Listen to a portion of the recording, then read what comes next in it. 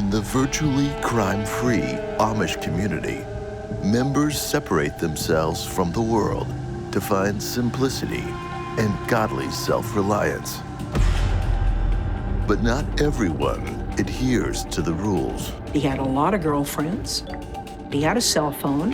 The Amish are a forgiving people, but some sins are greater than others. They discovered she was lying there and there was blood all over. Lies and deception run deep, and nothing is simple in the heart of Amish country.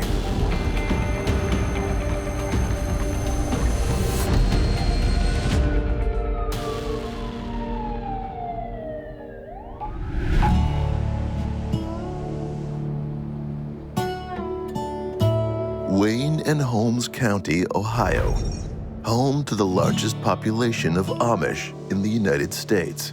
The Amish came to the American Midwest about 250 years ago, fleeing religious persecution in Europe. They exist without electricity, plumbing, and many things we take for granted. So their life is still pretty much as it has been for more than 200 years. They feel that they can be closer to God if they don't have the conveniences that we have. Within this low-crime community, there are only 2 reported murders among the Amish in America in more than 250 years. Eli Weaver and Barbara Miller are born into the Andy Weaver sect of the Amish and meet as teenagers. The Andy Weaver sect is one of the most conservative of the Amish sects. There are several different groups within the Amish in Ohio. The churches aren't structured, but every week they take turns and meet in barns. They follow the Bible's instruction not to be conformed with the world and protect themselves from outside influences, such as radio, TV, and the internet. No modern technology is allowed, no computers or even cell phones. In this community, there is group access to one shared telephone in a shanty-style booth. The phone booth is one that they use regularly for their calls. It's not just an emergency, but it's like neighbors share the phone. As well as no modern technology, an Amish person may only drive a horse and buggy.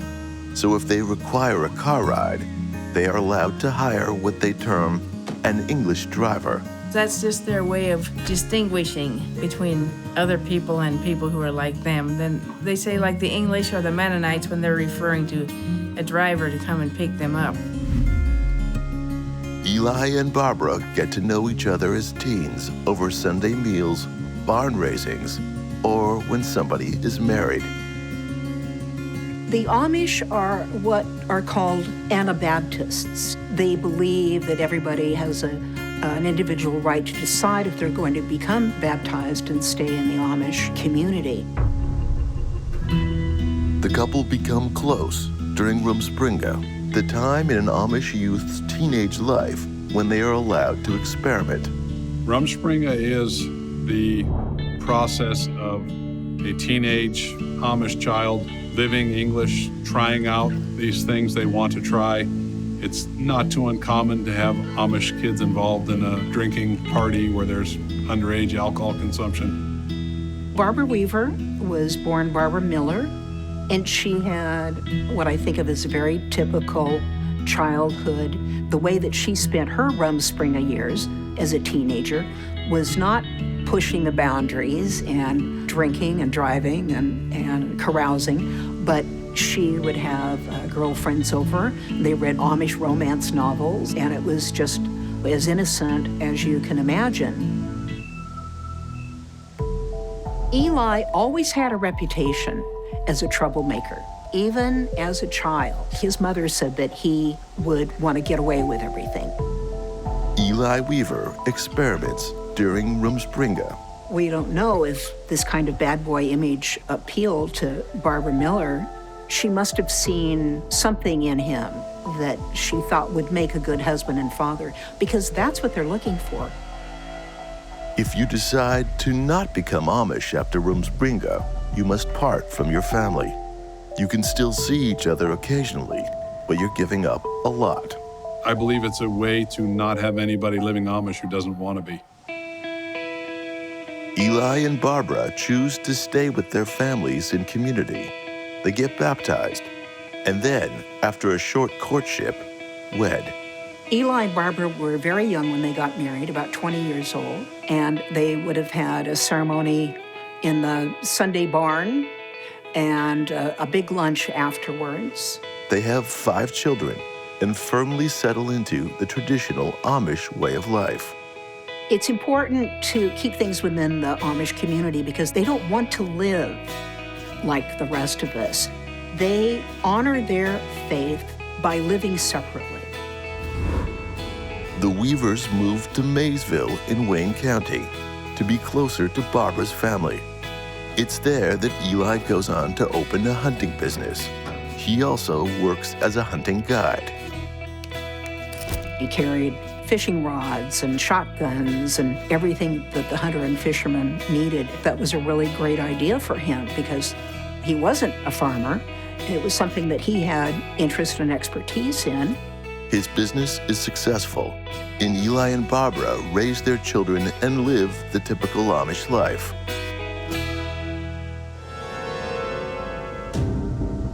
June 2nd, 2009. Barbara sleeps alone in the wee hours of the morning. Only her and the children in the house. Sometime later, an armed intruder enters the Weaver household through the unlocked door. As a thunderstorm rages outside, the lurker moves slowly through the Weaver household in search of something or someone. The sound of the storm masks the stranger's footfall. The ultimate destination is the master bedroom. Barbara Weaver is asleep when the intruder enters.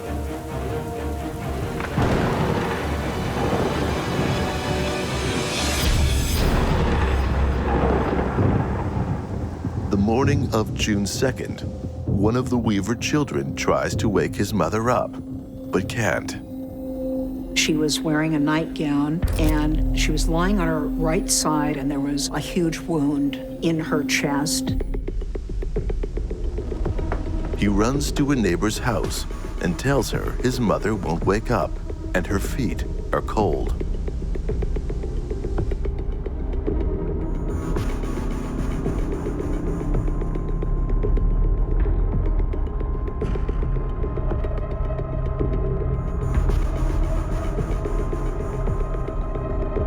She then went to the community telephone and called the sheriff's office. 911, do you have an emergency? Yes, we do.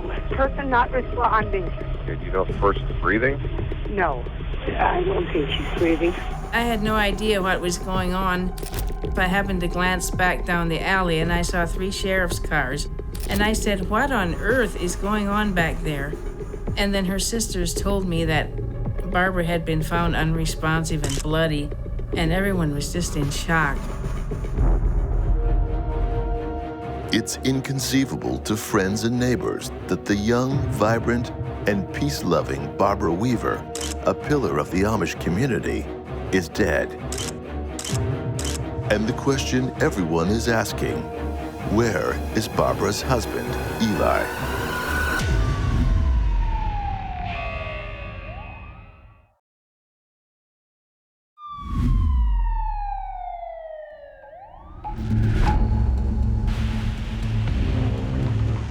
In the tight-knit Amish community of Wayne County, Ohio, the ultra-conservative Andy Weaver sect has strict rules of conduct that all members adhere to.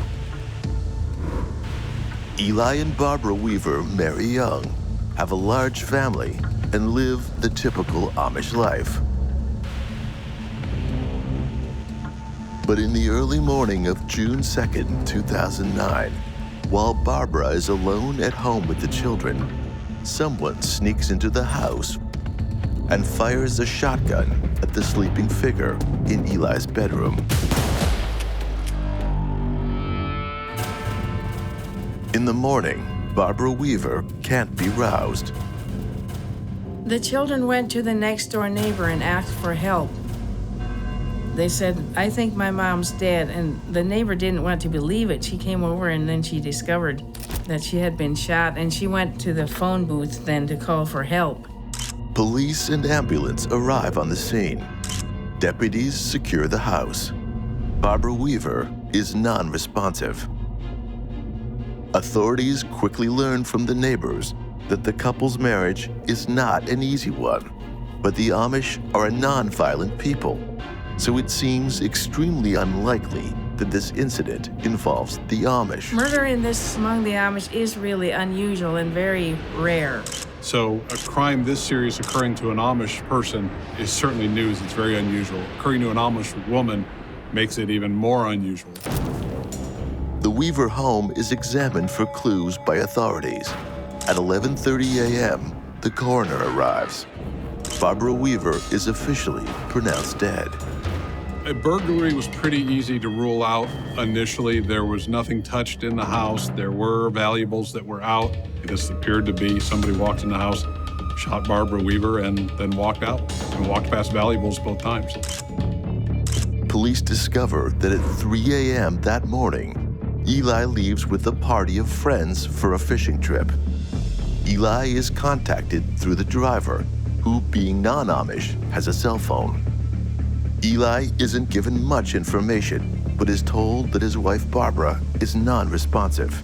Between Eli and the men he was fishing with, they learn that something's happened. And so they stop and form a small prayer circle. The group packs up their fishing gear and hurries back to Maysville. Eli's friend Steve is driving them back to town, and the sheriff's deputy calls Steve, the driver. And Steve says, well, I'm just going to take Eli home. And the sheriff's deputies say, no, you're coming right to the sheriff's office. And you're not dropping Eli anywhere. When Eli returns, he meets with detectives and gives a statement. Eli denies any involvement in his wife's death. Eli tells detectives that his wife helps him get ready for his fishing trip when he oversleeps, and that's the last time he sees her alive. It's my belief the spouse is the suspect in 90% of the cases and is probably guilty of the murder in 95% of the cases. And I remember telling him, but at the same time I was informed that he had an alibi. He was nowhere near the scene of the murder. Police want to do a lie detector test, but Eli's attorney refuses. I informed them that I believed I had an innocent client. We would not be doing that test today, but I thought he would be cooperating fully in their investigation to help them find the person that did it. His alibi appears to be airtight. Eli signs papers permitting the search of his house and business. They, after a while, took him home and had him change his clothes so they could take his clothes. They tested his hands for gunshot residue. There was nothing. Investigators have the projectile that killed Barbara Weaver, but no murder weapon. A lot of times we get the gun, a lot of times we don't. A lot of times the gun disappears and all we have is the bullet, possibility of what guns fired it, and that's it. We don't have nothing else. Police collect 2 .410 gauge shotguns from Eli's gun shop. Examination of a firearm can include the rifling, which may reveal the brand or model of the firearm that fired a bullet. Rifling characteristics. Every gun has it. Inside the barrel, you have cutouts that are called lands and grooves. But inside, most shotgun barrels are a smoothbore, non-rifled surface. Those shotguns, they have no ballistic value unless you have a shell casing. But when you have no rifling involved, there's no ballistic value with that particular firearm. But what police notice in Eli's gun shop is that there is a box of .410 slugs with 1 slug missing. June 3rd, the day after the murder, phone messages are checked at the community phone booth, which is located just outside of Eli's store. One new voicemail from an unidentified male states, "Eli, you can run, but you can't hide. Obviously, we got the wrong person last night." They were trying to aim at him and they got his wife instead. This message is interesting to police because Eli admits a secret to them in his interview. When the police were questioning him, he had admitted that he had an affair with other women. Did Eli's affairs turn dangerous and inadvertently catch his wife in the crossfire? Someone was trying to kill Eli, walked into a dark room. If you think about it, there's no electricity in an Amish home. There's no lights to turn on. Went into the master bedroom and shot the body in the bed. Eli's lovers could be the key to the murder. There was a lot of roads to go down in the investigation, a lot of angles to look at as defense counsel here to try to figure out, one, how to represent my client, but two, how to assist law enforcement in finding the person that did this. As the investigation heats up, initially the Amish people who know the Weavers are quiet. The Amish were told not to talk about it because they tend to be very clannish and circle the wagons whenever they feel like they're being attacked. But soon, people will start to talk, and authorities will be led deep into the untold secrets of Amish country.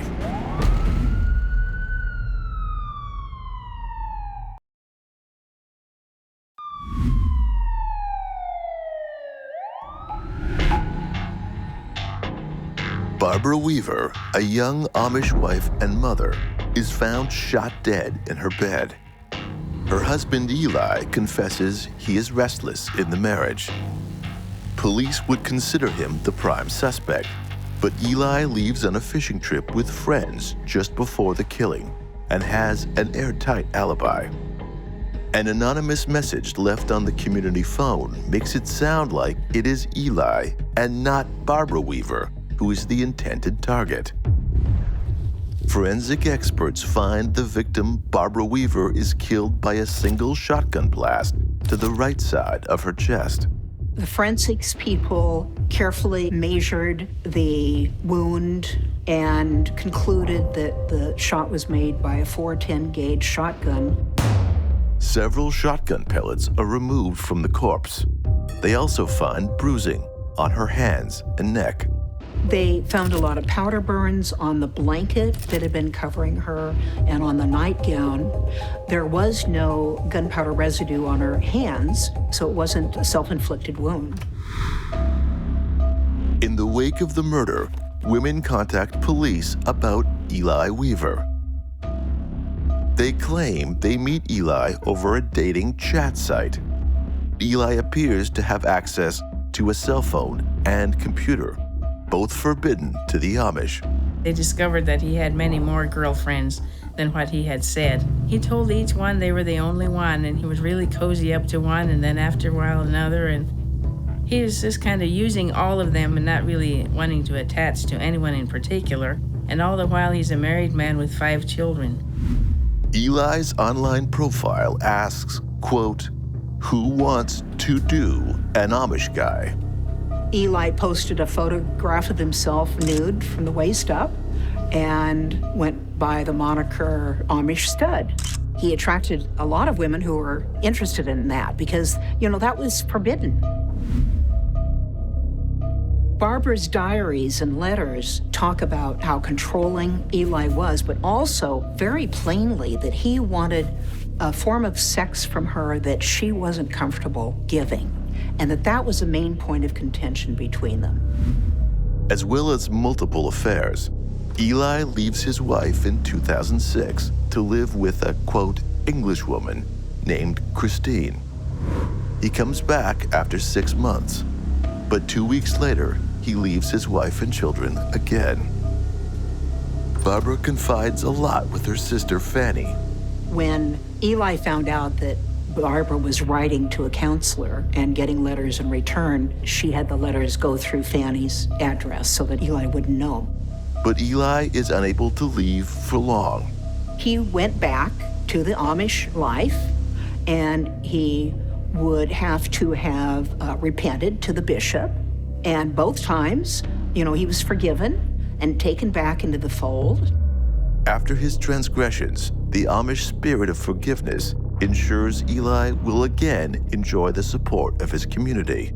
They had shunned him, excommunicated and shunned him, but then he was welcomed back when he said he wanted to make things right again. Despite being forgiven, some community members are still suspicious of him. But there is one local person who is with Eli frequently that perhaps no one suspects. Eli previously works in construction, and it's there he meets his co-worker's wife, Barbara Raber. Barb Raber was raised Amish, but she was living an English lifestyle. She had a husband, she had a couple of children, and part of her employment was to drive Amish around and charge them for the travel. They, at some point, began to have sexual encounters in her car or in the woods or in his barn. And she gave him a laptop and she gave him a cell phone. Through his girlfriends, police learned that not only does Eli have his own cell phone, but that he has murder on his mind.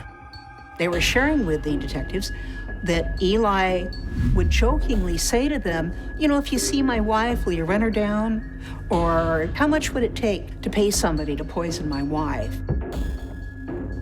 None of them were interested in doing that. She knew Eli had been exploring murder methods, and he had asked her if she would help kill his wife, and she was pretty convinced that he'd had a role in the murder. Detectives want to get more concrete evidence. She's wearing a wire, a bug, and she's actually left the police station, is in her car when Eli phones. She asks him about what happened to his wife. She and Eli discuss the murder. Though he gives no incriminating information away, police now have his phone number. They get a subpoena for the phone records and learn that Barbara Raber has been giving Eli some interesting gifts.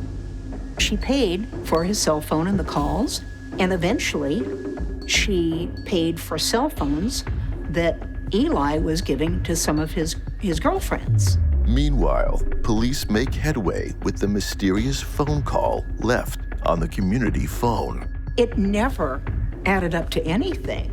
I think they could tell right away that it was fake.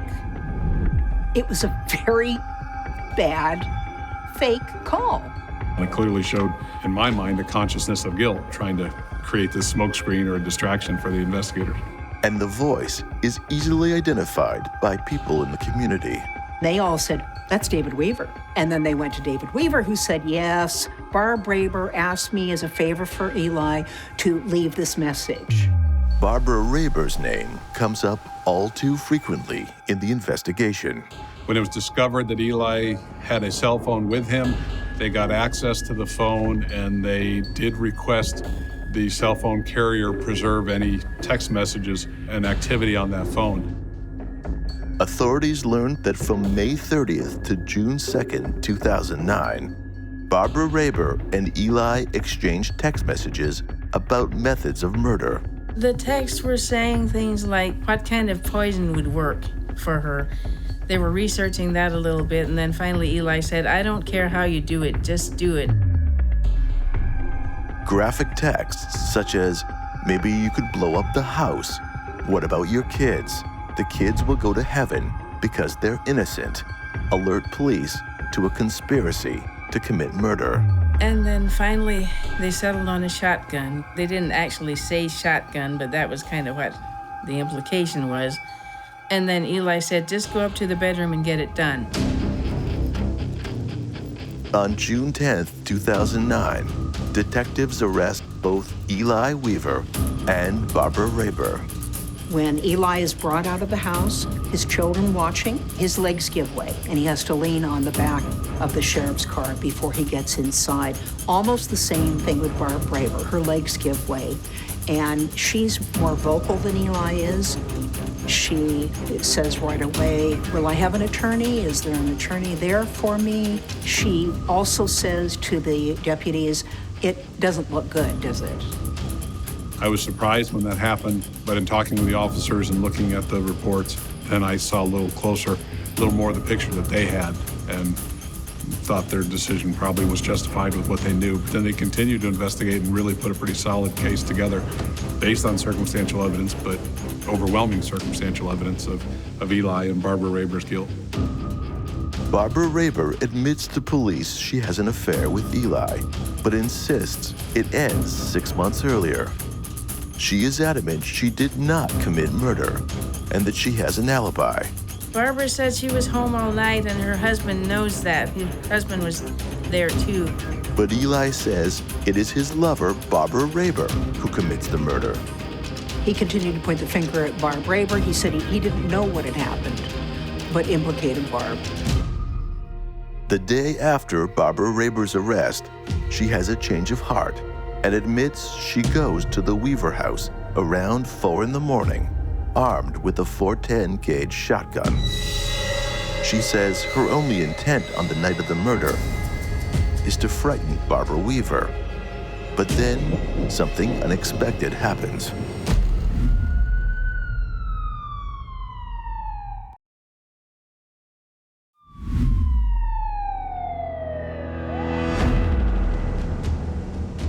Eli Weaver does not follow the rules of his Amish sect. He has multiple affairs and even leaves his family twice. But when he begs forgiveness from his church, he's welcomed back. Barbara Weaver states she's not afraid of her philandering husband, but she is afraid of his girlfriends. Soon afterward, she is found shot to death in her bed. Barbara Raber, Eli's longtime affair, admits to sneaking in the Weaver house the night of the murder with the intent to scare Barbara Weaver. In her first unrecorded statement, she mentioned walking down the hallway towards the bedroom and seeing somebody sit up on the couch, which the only way she could have known that is if she was in the house. That was one of the relatives' children spending the night on the couch. But then, according to Barbara Raber, a terrible mistake happens. Barbara Raber claimed that she just went in to scare Barbara Weaver and the gun accidentally went off.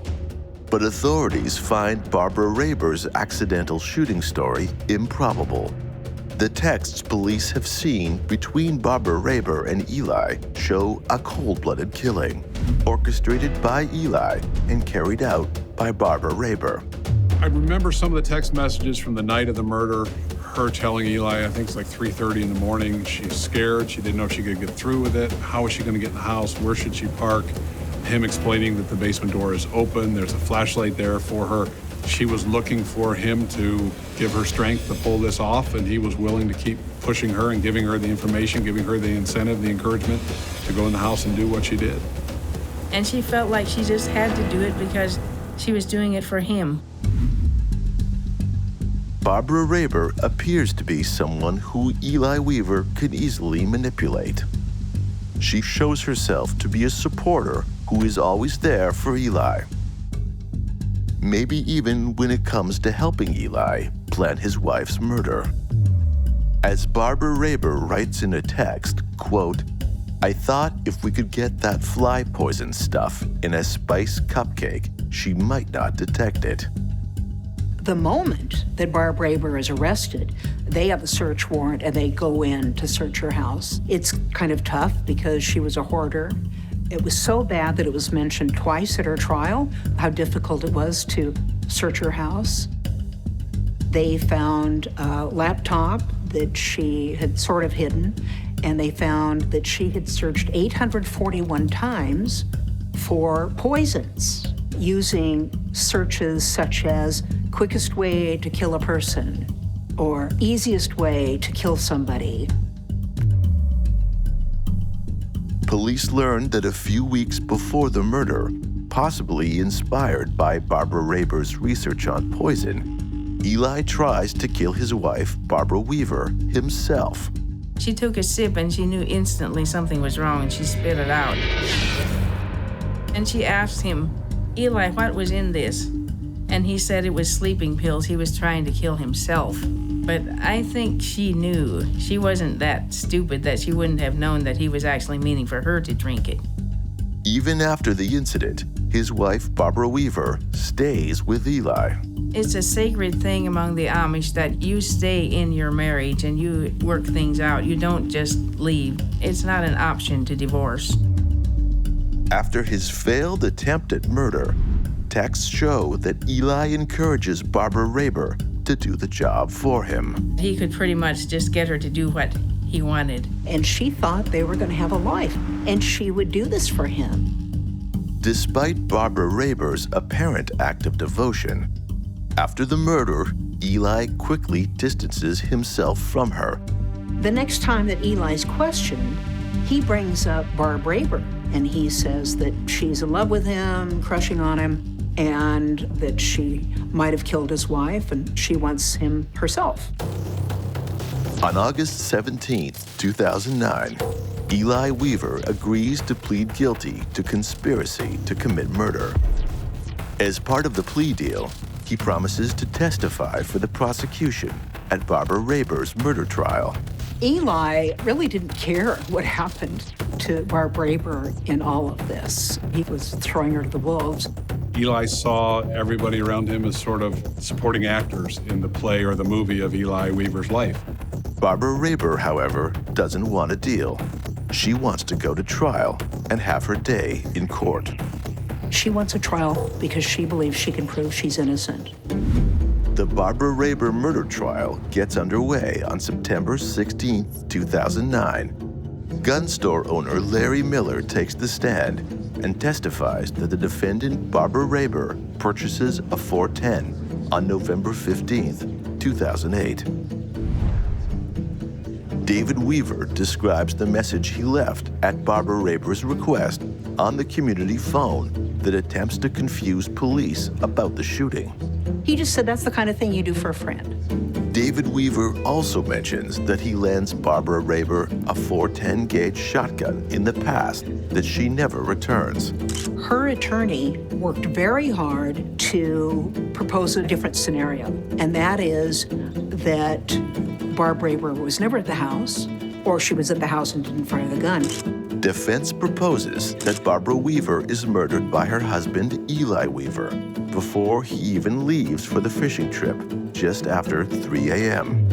The medical examiner said she'd been dead a few hours when her son found her, and they narrowed it to, I believe, between 1 and 7 o'clock in the morning. This timeline gives Eli ample opportunity to kill his wife before he leaves the house early that morning. In addition to the shotgun wound, Barbara's body has unexplained contusions, scratches, and bruising. Defense argues Eli is a murderer trying to frame his girlfriend, Barbara Raber. What worked in her defense is that they couldn't show that Barb Raber had ever been in that house. Not one fingerprint, not one trace of anything else. It was as if nobody had been in that house except Eli and his kids. Eli Weaver has motive and opportunity, and so does Barbara Raber. Although prosecution has no murder weapon, no fingerprints, and no sign of forced entry. She had several different versions of what happened that were inconsistent with each other, inconsistent with the evidence, too. In her initial interview with law enforcement, Barb Raber claimed that she just went in to scare Barbara Weaver and the gun accidentally went off. But then she later claimed she was never in the house. Following testimony from the medical examiner and several police officers, and with the case hanging in the balance, a surprising witness takes the stand.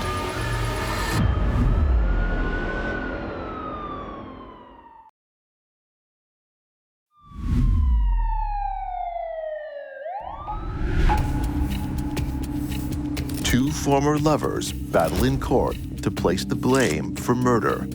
The victim's husband, Eli Weaver, and his lover, Barbara Raber, both have motive and opportunity. Barbara Raber's cellmate from Wayne County Jail is sworn in to testify. According to this witness, Barbara Raber admits to her that she purchases a .410 gauge shotgun after Eli Weaver, on numerous occasions, begs her to murder his wife. A compelling story against Barbara Raber takes shape. Raber also asks the cellmate if she knows how long a fingerprint can last on a gun. Barbara Raber gives police inconsistent statements, initially denying any involvement and then later claiming Weaver's death is accidental. You can argue conflicting theories and tell the jury either one of these could be true, but I don't think you can go to a jury and say, I didn't do it, and also I did it because he made me. I think that sort of inconsistency weakens both of those arguments. Barbara Raber confesses to killing the victim with a gun, accidentally and from afar, but that doesn't match the forensics. The autopsy of Barbara Weaver showed that it was a shotgun shot to her chest, fairly close range. There was powder residue, what we call stippling, on the sheet that was on top of her, which indicated the barrel of the shotgun was 6 inches to 12 inches, I believe, from her chest. She exchanges text messages with Eli both directly before and after Barbara Weaver's murder, placing herself at the scene. There were several avenues where she could have obtained a gun. There was a call from Barbara Raber to her husband asking him to get rid of that thing. She didn't identify it as a gun. I think she mentioned it was in a camper in a trailer on the property. He denied ever doing anything, but police went out there and never found any weapon in the camper.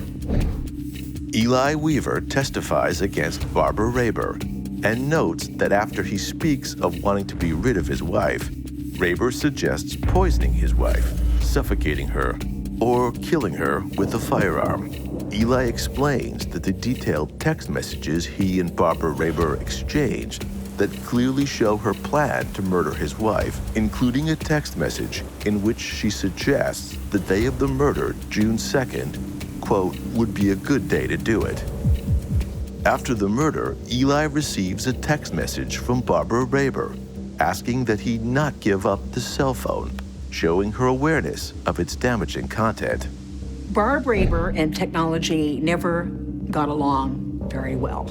We know it was the text messages that implicated her. She also sends a text message to Eli asking him how to clean a gun so it will not appear as if it has been fired, and asking him what she should tell her husband if he discovers that the .410 gauge shotgun is missing. She thought when she was in jail awaiting trial that she could phone her sister and friends and her husband, and that the jail wouldn't know what she was saying if they spoke in Dutch, which is the main language there. So she just said all kinds of things in Dutch that implicated herself. And of course, the police department got a neighboring detective who speaks Dutch, and he came over and translated everything. On October 1st, 2009, the jury finds Barbara Raber guilty of aggravated murder and is sentenced to life in prison. The community had suspected all along that Eli was involved. It was kind of a shock to learn that Barbara was involved because they didn't think she was capable of such a thing. There was a lot of shock and horror there, and members of Barbara's church were really shocked too. They didn't think she was capable of murder. In Barbara Raber, Eli finds the perfect patsy. Barb came from a very troubled family. They were Amish. There were 4 young sons who died of a very unusual disease when they were all quite young. Then her parents adopted her and a couple of sisters. So there was just always this terrible feeling of tragedy and loss underlying everything in her family. I understood that Barbara went along with Eli because she wanted to feel validated. She wanted to feel like she's really someone important, and she didn't get that from her family. The children of both Barbara Weaver and Barbara Raber inherit a terrible legacy of violence. Now they have one parent dead and one in prison, and they're being raised by relatives, and it's been really hard for the children. There's a larger trend now among the Amish to allow law enforcement into the community. They've been willing to report those crimes, where before they felt it was God's command not to report a crime. If somebody steals from you, turn your cheek. And that has slowly turned into a willingness to report crimes. The murder of Barbara Weaver is planned and executed with the aid of technology in a community that forbids electronics. A lot of Amish kids have cell phones they sneak and hide and charge in the barn and keep in their pocket and that sort of thing. That's always part of the rebellion. Because of his plea deal in exchange for testifying against Barbara, Eli Weaver gets 15 years to life in prison at the Marion Correctional Institution. I know that Eli has made friends in prison. I think he's the leader of a work group or something. The way I characterize Eli is that he's like a super con man. He knows how to get what he wants by using his charm, and he uses people as a means of getting what he wants. My opinion of him then became that he was clearly a very selfish man who would rather have his wife killed and possibly his children as well to get out of a marriage that he was not committed to, but yet to still have the Amish community, which he was not committed to, in the background willing to support him. So he really wanted the best of both worlds, and he wasn't worried about who he needed to kill to maintain that. His wife, who all she wanted was a good marriage and children, and who tried so hard to reach him and never could, but that she was murdered because he wanted to be free. In one of her last letters to her counselor, Barbara Weaver writes of her husband, quote, "I often think of Christ's words, 'Forgive him, for he knows not what he does.'" The Amish community is an extremely forgiving community, but I think this has served to sever ties with Eli. Although I have been told he still maintains a relationship with his children, I think some of them would be willing to see him or anxious to see him and reestablish a relationship. Eli's children, who are the victims of the crime, may possibly show their father Amish forgiveness. If you take into consideration the victims of the offense, they may be requesting the defendant get out. So that's another way to factor in how you decide whether or not justice has been served. If his children speak on his behalf, it is possible Eli will be released in 2024, when he is 44 years of age. But I don't believe he'll be able to come back to his Amish church and begin again as a member of the Amish community. Although, again, I'm amazed by their ability to forgive. Barbara Raber is serving 20 years to life at the Ohio Reformatory for Women and will be eligible for parole in April of 2032.